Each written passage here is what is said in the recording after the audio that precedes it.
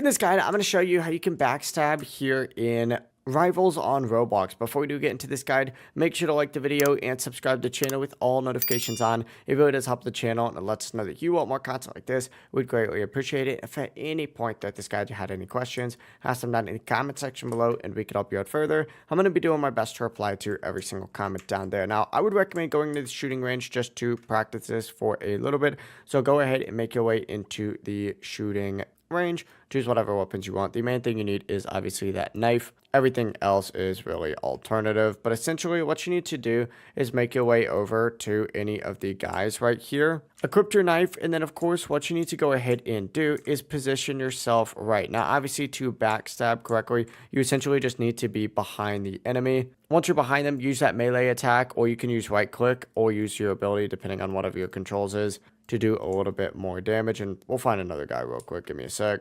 This is essentially the backstab. It's essentially just being behind someone and taking them out from the back. But a good method in order to do this better is to actually slide behind them as you're sliding past them. It's kind of hard to showcase it, but essentially as you're sliding past them, stab them in the back and you'll actually do damage quickly while staying on the move, allowing you to go ahead and exit the area fast. If you're not directly behind the enemy, the backstab won't trigger, so positioning really is everything. And that's why sliding behind them and then stabbing is difficult, but once you master it, you'll go ahead and be chilling and do a lot more damage. If you guys had any questions, ask them down in the comment section below and we can help you out further. I'm going to be doing my best to reply to every single comment down there. Before you do leave this guide, make sure to like the video and subscribe to the channel with all notifications on. It really does help us out. Let us know that you want more content like this.